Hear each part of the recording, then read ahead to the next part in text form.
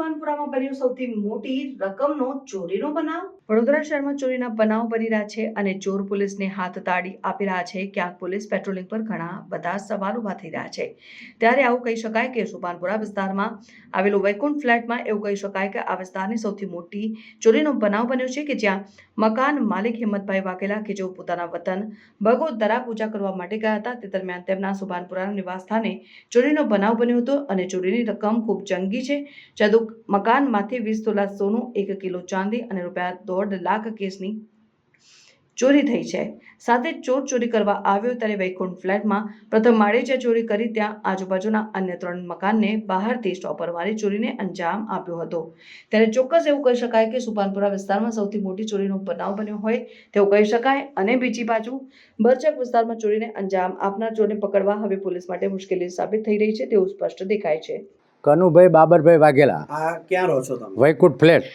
શું બનાવ બન્યો છે? ઘરમાંથી તમે ક્યાં ગયા હતા અને કેટલી વસ્તુ ચોરી થઈ? મારા છોકરાનું ઘર છે, હું બાજુમાં રહું છું અને બાજુમાં વહેલા 3:55 મેં અવાજ આવ્યો તો જાગી ગયો। પછી કેવું થયું, જાગ્યો પછી બહાર હું નીકળ્યો ને અવાજ આવ્યો બિલકુલ સહેજ પર, પછી અંદર પર બહાર નીકળ્યો નહોતો હું। અને પછી છે ને 1 કિલો ચાંદી, 20 તોલા સોનું, ₹1.5 લાખ રોકડ, એ બધું, અને આગળ આંકડીઓ કાપી નાખ્યો, તિજોરી તોડી નાખી, તિજોરી બધું લઈ ગયા, કોઈ વસ્તુ બધું સાફ કરીને કોઈ રવા દીધું નથી। ક્યાં ગયા હતા મકાનમાં? આ એ અમારા બગોદરા પાસે ધોળકા પાસે ગામ, અમારા માતાજીનો માંડવો હતો એટલે ગયા હતા। બરાબર। અને કેવી રીતે પ્રવેશ્યા? બહારથી કડી મારી, બાજુના જ છે, 3 બ્લોકમાં ઘરે કડી મારી દીધી, ટોપર મારી દીધી।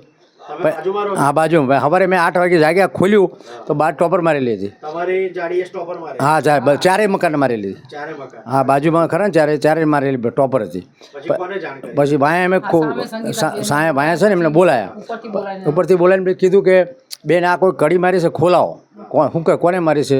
હું કહું કોઈ કડી કોણ મારે, જાણ ભેજવું હોય તો કડી મારી છે તો કડી મારી અમે ખોલાવી। પછી અંદર આવી જોયું તો લોક તૂટેલો, પછી અંદર જોયું તો તિજોરી તો આ બધું રણ ભવન અંદર ખરાબ, કશું હતું નહીં જ।